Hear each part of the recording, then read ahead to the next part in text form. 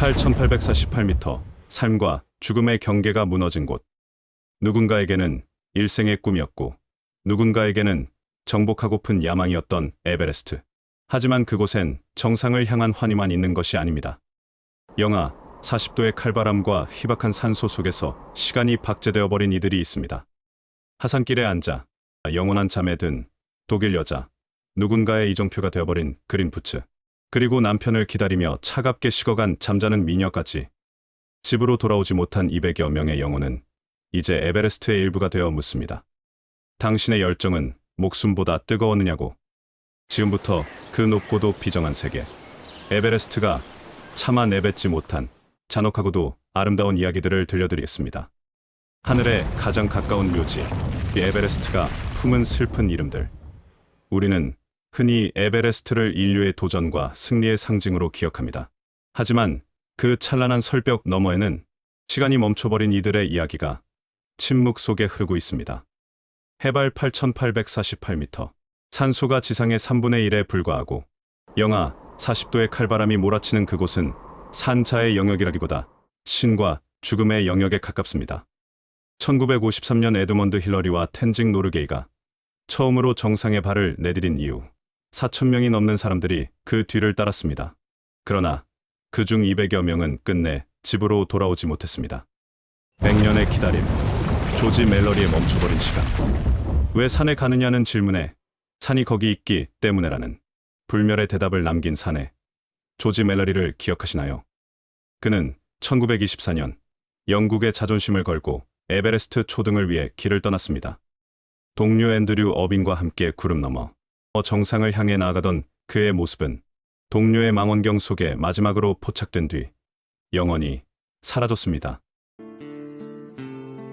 그가 다시 세상의 모습을 드러낸 것은 무려 75년이 흐른 1999년이었습니다. 발견 당시 멜러리의 시신은 70년의 세월이 무색할 정도로 보존 상태가 양호했습니다. 허리에는 어빙과 자신을 하나로 묶어주었을 로프가 끊어진 채 감겨 있었고, 그의 하얀 피부는 마치 대리석 조각처럼 차가운 대지에 밀착되어 있었습니다. 그가 과연 힐러리보다 먼저 정상에 섰을까 하는 의문은 여전히 현대 등반사의 가장 큰 미스터리입니다. 그가 정상에 오르면 놓아두겠다고 약속했던 아내의 사진이 주머니 속에 없었다는 사실은 그가 어쩌면 목표를 이루고 내려오던 길에 사고를 당했을지도 모른다는 슬픈 추측을 낳게 합니다. 100년이 지난 지금도 그는 에베레스트의 일부가 되어 그 자리를 지키고 있습니다. 길목을 지키는 여인, 독일 여자 한넬로르 슈마츠. 1979년 독일의 여성 등반가 한넬로르 슈마츠는 남편과 함께 에베레스트 정상에 올랐습니다. 기쁨도 잠시, 하산길의 피로는 그녀의 발목을 잡았습니다. 해발 8,300m 지점인 데스존에서 그녀는 캠프를 불과 100m 앞두고 탈진의 자리에 앉았습니다. 셰르파의 만류에도 불구하고 그녀는 잠시만 쉬자며 눈을 붙였고, 그 짧은 휴식은 영원한 잠이 되었습니다.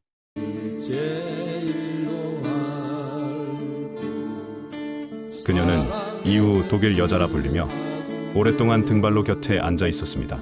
배낭에 등을 기대고 눈을 뜬 채 정상을 바라보는 그녀의 모습은 지나는 등반가들에게 경외감과 공포를 동시에 안겨주었습니다. 1990년대 어느 날, 거센 바람에 밀려 절벽 아래로 사라지기 전까지 그녀는 마치 살아있는 사람처럼 그곳에서 등반가들을 맞이하곤 했습니다.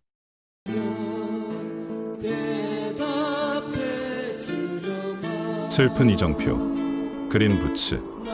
에베레스트를 오르는 이들이라면 누구나 마주치게 되는 가장 유명하고도 가슴 아픈 이정표가 있습니다. 바로 그린 부츠입니다. 8,500m 지점의 작은 바위 동굴 아래 형광색 초록 부츠를 신은 한 남자가 몸을 웅크린 채 잠들어 있었습니다. 그의 정체는 1996년 인도 원정대의 일원이었던 체왕 팔조르로 알려져 있습니다. 거대한 폭풍우 속에서 길을 잃은 그는 추위를 피하기 위해 바위 틈으로 스며들었지만 그곳이 그의 마지막 안식처가 되었습니다. 수많은 산악인이 그의 초록색 부츠를 보며 이제 정상이 얼마 남지 않았다는 지표로 삼았습니다. 비극적인 것은 2006년 영국인 데이비드 샤프가 바로 이 그린 부츠 옆에서 죽어갈 때 발생했습니다. 당시 40여 명의 등반가가 그를 지나쳤지만 산소가 고갈되고 기온이 낮은 극한의 상황에서 타인을 도울 여력이 없다는 이유로 그를 외면했습니다. 죽음 앞에서의 윤리보다는 생존 본능이 항상 앞선다는 생각이 들게 만듭니다. 그린 부츠는 에베레스트의 비정함을 상징하는 장소가 되었습니다. 죽음도 갈라놓지 못한 사랑, 잠자는 미녀 프랜시스. 1998년 프랜시스 아르센티에프는 산소통 없이 에베레스트 정상에 오른 최초의 미국 여성이 되었습니다. 하지만 하산 중 사고가 발생했습니다. 남편 세르게이와 길이 엇갈린 것이죠. 남편은 먼저 캠프에 도착했지만 아내가 오지 않자 다시 산소통을 짊어지고 죽음의 구역으로 올라갔습니다. 이후 다른 등반가들에 의해 발견된 프랜시스는 나를 두고 가지 마세요. 나는 미국인이에요. 라며 가느다란 신음소리를 내뱉고 있었습니다. 하지만 그녀를 끌고 내려올 장비도 체력도 없었던 등반가들은 눈물을 머금고 그녀를 남겨두어야 했습니다. 그녀는 그곳에서 고요히 숨을 거두었고 잠자는 미녀라는 애칭을 얻게 되었습니다. 1년 뒤 그녀의 시신 근처에서 남편 세르게이의 시신도 발견되었습니다. 아내를 구하기 위해 필사적으로 사투를 벌였던 흔적만이 흩어진 장비들과 함께 남아 있었습니다. 2007년 그녀를 참아 있지 못했던 동료들은 다시 산에 올라 그녀의 몸을 성좌처럼 북벽 밑으로 밀어 넣으며 마지막 예우를 갖추었습니다. 비정하지만 아름다운 우리들의 자화상이죠. 왜 이들은 시신을 수습하지 못하는 걸까요? 야박하게 들릴지 모르지만 해발 8,000m 이상의 고도에서는 시신 한 구를 운반하는데 수십 명의 인력과 목숨을 건 사투가 필요합니다. 헬기도 띄울 수 없는 희박한 공기 속에서 시신은 얼어붙어 무게가 100kg을 훌쩍 넘기기 일쑤입니다. 그래서 동료를 버리고 내려와야 했던 이들은 평생을 죄책감 속에서 살아갑니다.